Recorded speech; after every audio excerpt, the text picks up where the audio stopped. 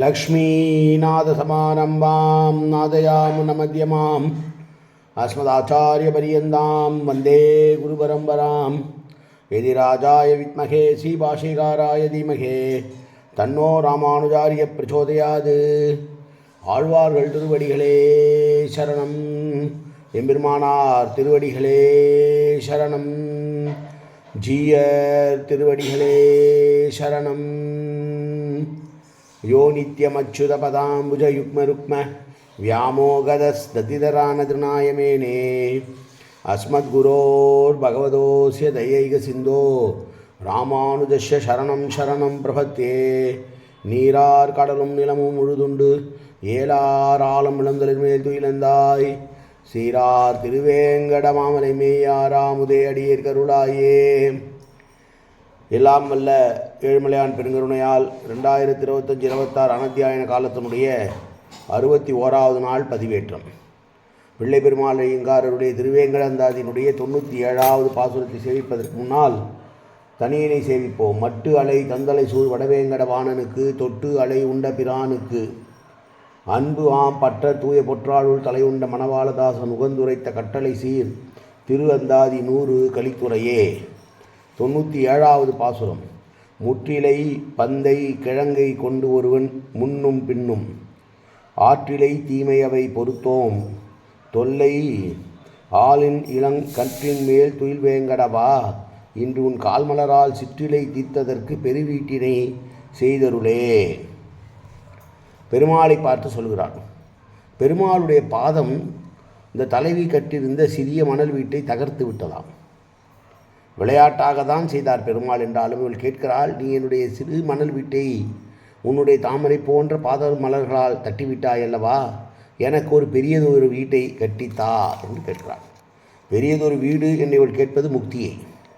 அவன் இடித்ததோ மணலால் கட்டப்பட்ட சிறு வீட்டை, இவள் கேட்பதோ முக்தியை. ஆனால் கேட்கிற பொழுது பெரிய வீட்டை கட்டித்தா என்று சொல்வதான பாசுரம். ஊழி பெருவெள்ளம் என்கிற மிகப்பெரிய வெள்ளங்காலத்திலே உலகமெல்லாம் நெய் சூழ்ந்திருக்கிற பொழுது இளமையாக இருக்கக்கூடிய பச்சிலையாக இருக்கக்கூடிய ஒரு ஆழம் இளந்தளிர் அதன் மீது துயில் பள்ளி கொண்டு இருக்கக்கூடிய வேங்கடவா, நீயே திருவேங்கடமுடியானாக இங்கே நிற்கிறாய். மின்னும் முன்னாடி நீ என்ன பண்ண, நான் விளையாடிட்டு இருக்கும்போது என்னுடைய சிறு பந்து, நான் வைத்திருக்கிற பந்து, முரம், கடற்காய் எல்லாம் எடுத்துக்கொண்டு ஓடினாய். அதோடு மட்டும் இல்லை, என்னை எப்போது பார்த்தாலும் சீண்டி கொண்டே இருந்து எனக்கு தொல்லை கொடுத்து கொண்டு இருந்தாய். அதெல்லாம் நான் பொறுத்துக்கிட்டேன். இப்போ நீ என்ன பண்ணிட்ட, உன்னோட அழகான தாமரை மலர் போன்ற பாதத்தால் நான் கட்டியிருக்கிற இந்த மணல் வீட்டை இடித்து விட்டாய். எனக்கு நீ இந்த மணல் வீடு தேவையில்லை, நீ ஒரு பெரிய வீட்டை எனக்கு கட்டி கொடு என்று கேட்கிறார். பொதுவாக பெருமாளிடம் கேட்பவர்கள் வீட்டை கேட்கிறோம் என்றாலும் கூட பிள்ளை பெருமாள் ஐயங்கார் போன்ற வைணவர்கள், தீவிரமான வைஷ்ணவர்கள், அவர்கள் கேட்கிற வீடு என்பது முக்தியை குறிக்கும். நீ இடித்தது சிறு வீடு, ஆனால் எனக்கு பெரு வீடு வேண்டும். நான் கோபிகையாய் இருக்கிற பொழுது நான் விளையாடுவதற்காக வைத்திருந்த காய்களை, கடற்காய்களை, முரத்தை, விளையாட்டு சாமான்களை எல்லாம் தூக்கி கொண்டு ஓடினாய். அவ்வப்போது என்னை கிண்டலும் கேலியும் செய்தாய், என்னை கிள்ளினாய், அடித்தாய். இதெல்லாம் கண்ணனுடைய அவதாரத்தில் அனுபவித்திருக்கிறார்கள் ஆழ்வார்கள். அப்படியெல்லாம் நீ செய்ததை கூட நான் பொறுத்து கொண்டேன். ஏன் பொறுத்து கொண்டேன் தெரியுமா? நீ எது செய்தாலும் அதற்கு திரும்ப பெரிதாக எனக்கு நன்மை செய்வாய் என்று இப்போது உன்னுடைய கமலமலர் பாதங்களை கொண்டு தட்டிவிட்டிருக்கிற இந்த சிறு வீட்டிற்கு பதிலாக எனக்கு பெரிய வீடாம் முக்தியையே தா என்று சொல்லுமா போலே அமைந்துள்ள அழகானதொரு பாசுரம் இந்த 97வது பாசுரம். மீண்டும் பாசுரத்தை சேவிப்போம்.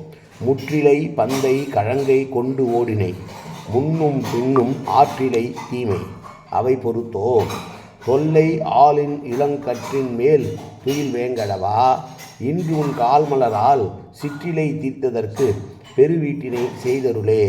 தொல்லை என்றால் மிக பழமையான என்று பொருள். அந்த ஒரு ஊழி காலத்தில் மிக பழமையான ஆலமரத்திலிருந்து விழுந்த பச்சை இலையாம், சிறு இலை, அதன் மீது துயில் கொண்டாயே, அதை நான் மறக்க முடியுமா? அப்படி துயில் கொண்ட வேங்கடவனே என்று சொல்லி தனக்கு ஒரு பெரிய வீட்டை தருமாறு, முக்தியை தருமாறு வேண்டுகிறார் பிள்ளை பெருமாள் ஐயங்கார் இந்த பாசுரத்திலே. நாளை அடுத்த பாசுரம். காயேன வாச்சா மனசேந்திரியர்வா உத்யாப்தனாவா பிரகதேது சுபாவாது கரோமி எத்தது சகலம் பரஸ்மை ஸ்ரீமன் நாராயணா ஏதி சமர்ப்பயாமி.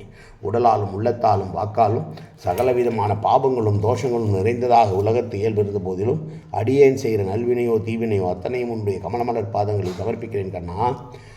காத்தருள்வாய் கண்ணா, ஏற்றுக்கொள்வாய் கண்ணா. எப்போதும் திருநாமம் கண்ணா கண்ணா கண்ணா என்று என் நாவில் வருவதற்கு அன்புரிவாய் கண்ணா. சர்வத்திர கோவிந்தநாம சங்கீர்த்தனம். கோவிந்தா கோவிந்தா கோவிந்தா கோவிந்தா கோவிந்தா கோவிந்தா கோவிந்தா கோவிந்தா கோவிந்தா.